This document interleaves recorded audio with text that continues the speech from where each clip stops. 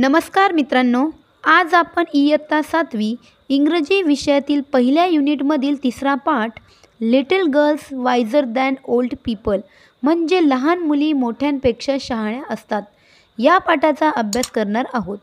अतिशय सुंदर अशी ही गोष्ट आहे। काउंट लेव निकोलविच टॉलस्टॉय और Leo Tolstoy was one of the greatest authors of all time. Count लेव निकोलविच टॉलस्टॉय किंवा लिओ टॉलस्टॉय हे निरंतर प्रसिद्ध लेखक होते। He authored many novels, short stories and philosophical works. त्यांनी लेखक म्हणून अनेक कादंबऱ्या, लहान कथा लिहिल्या आणि तत्त्वज्ञानाविषयक कामे केली आहेत। His ideas on non-violence had influenced great men like Mahatma Gandhi and Martin Luther King. त्यांचे विचार महात्मा गांधी आणि मार्टिन ल्यूथर किंग यांच्या अहिंसेच्या विचारावर आधारित होते। Junior Tolstoy wrote many stories for children.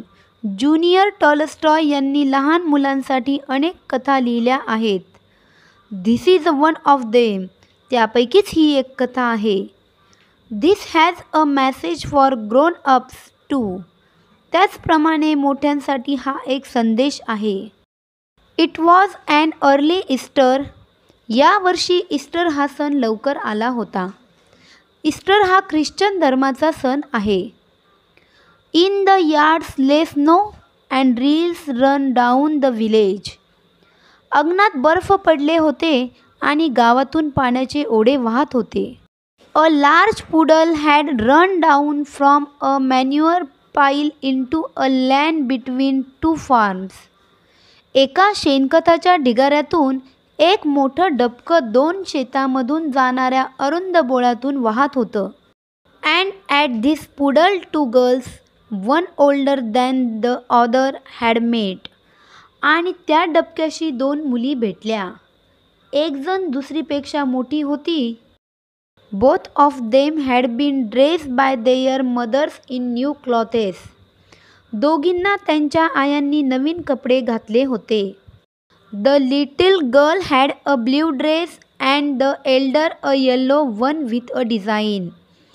लहान मुलीने निळा ड्रेस घातला होता आणि मोठ्या मुलीने पिवळ्या रंगाचा नक्षीकाम असलेला ड्रेस घातला होता। Both had their heads wrapped in red kerchief. दोघींनी डोक्यावर लाल रुमाल बांधले होते। After prayers in the church, the two girls went to the puddle. चर्चमधील प्रार्थना झाल्यावर त्या दोघी मुली त्या डबक्यापाशी आल्या। Where they showed their new garments to each other. त्यांनी एकमेकींना आपले नवे ड्रेस दाखवले। And began to play. आणि त्या खेळू लागल्या। They wanted to splash in the water.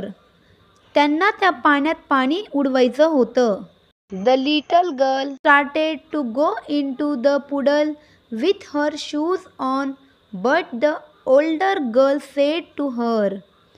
छोटी मुलगी पायातील बुटांसोबतच डबक्यात जाऊ लागली। तेव्हा मोठी मुलगी तिला म्हणाली, Don't go, मलाशा. Your mother will scold you. जाऊ नकोस मलाशा, नाहीतर तुझी आई तुला रागवेल।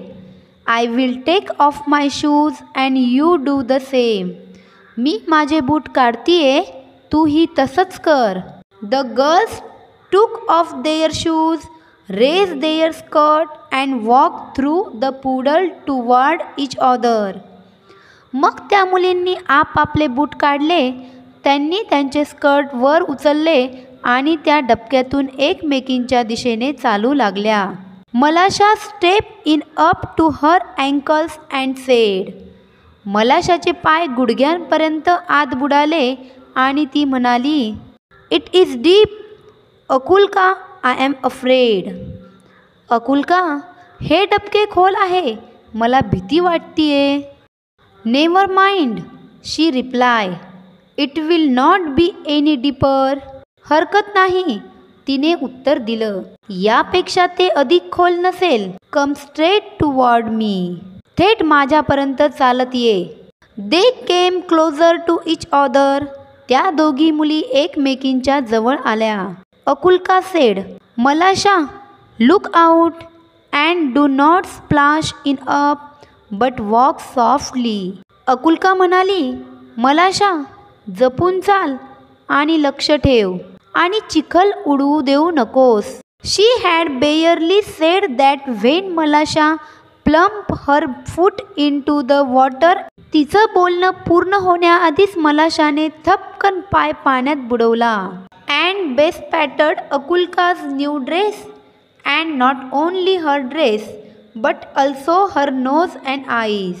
आणि पाय बुडवल्यामुळे अकुल्काच्या नव्या ड्रेसवर चिखल उडाला.